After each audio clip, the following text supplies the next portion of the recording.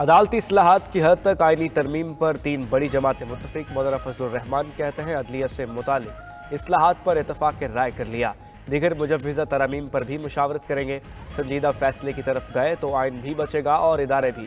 اسلام آباد پہنچ کر پی ٹی آئی کی رائے بھی آئینی ترمیم میں شامل کریں گے۔ چیئرمین پیپلز پارٹی بلاول بھٹو بولے آئینی عدالتوں کے ذریعے آئین کی بالادستی اور فوری انصاف چاہتے ہیں۔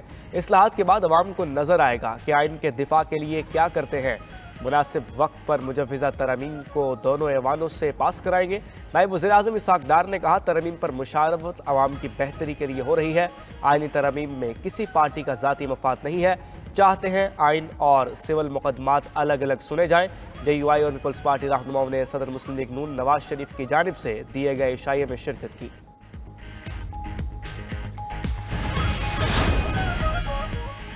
قومی اسمبلی کے آج ہونے والے اجلاس کا ایجنڈا جاری۔ ایوان زیریں کا اجلاس اسپیکر ایاز صادق کی زیر صدارت شام 4 بجے ہوگا۔ مختلف ترمیمی بلز اسمبلی اجلاس کے ایجنڈے میں شامل۔ سینٹ اجلاس آج دوپہر 3 بجے پارلیمنٹ ہاؤس میں ہوگا۔ سینٹ سیکریٹریٹ نے اجلاس کا 14 نکاتی ایجنڈا جاری کر دیا۔ سینٹ اجلاس کے ایجنڈے میں آئینی ترمیمی بل شامل نہیں۔ پارلیمانی ذرائع کے مطابق مجوزہ آئینی ترمیم کے مسودے پر اتفاق رائے کی صورت میں سپلیمنٹری ایجنڈا آئے گا۔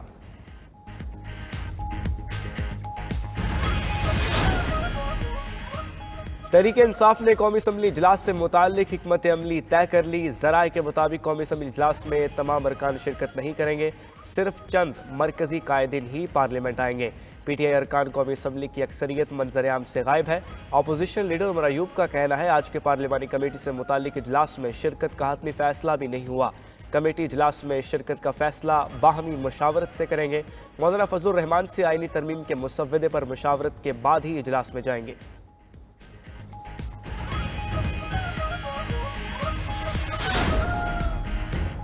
ایس سی او کا نئی اقتصادی ڈائیلاگ شروع کرنے پر اتفاق۔ تنازعات اور اختلافات کو مذاکرات کے ذریعے حل کرنے کا اعادہ۔ پاکستان میں شنگھائی تنظیم سربراہ اجلاس کا کامیاب انعقاد۔ شنگھائی تعاون تنظیم کے 23ویں سربراہ اجلاس کا مشترکہ اعلامیہ جاری۔ رکن ممالک نے 8 دستاویزات پر دستخط کر دیے۔ پاکستان، کرغزستان، بیلاروس، قازقستان، روس اور ازبکستان کی چین کے بیلٹ اینڈ روڈ انیشیٹو اقدام کی حمایت۔ انسداد دہشت گردی کی علاقائی کمیٹی اور ایس سی او سیکریٹریٹ سے متعلق دستاویزات پر دستخط۔ غیر امتیازی اور شفاف تجارتی نظام کے قیام کی ضرورت پر زور دیا گیا۔ یورپ اور ایشیا کے درمیان بہتر اقتصادی اشتراک کی ضرورت پر زور۔ گرین ڈیولپمنٹ، ڈیجیٹل اکانومی، تجارت اور سرمایہ کاری بڑھانے پر اتفاق کیا گیا۔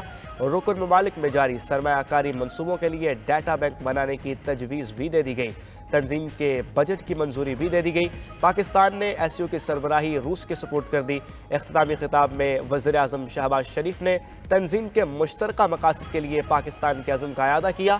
اجلاس کے اختتام پر عالمی رہنماؤں کے آپس میں غیر رسمی گفتگو۔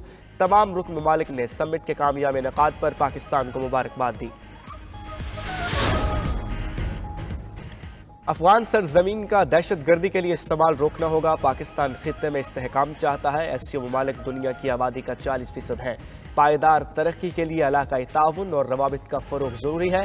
وزیر اعظم شہباز شریف کا ایس سی او اجلاس سے افتتاحی خطاب۔ کہا خطے سے غربت کے خاتمے کے لیے اقدامات کو ترجیح دینا ہوگی۔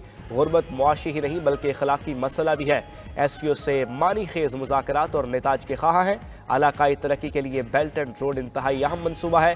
پاکستان سی پیک کے دوسرے مرحلے میں داخل ہو رہا ہے۔ مشترکہ مستقبل کے لیے اقتصادی استحکام ہماری ضرورت ہے۔ معاشی تعاون کے لیے ایس سی او ممالک کو نئی حکمت عملی پر غور کرنا ہوگا۔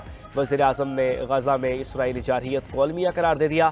کہا وہاں جاری نسل کشی کو نظر انداز نہیں کر سکتے۔ غزہ میں فوری جنگ بندی کے لیے عالمی برادری کے اقدامات کرنا ہوں گے۔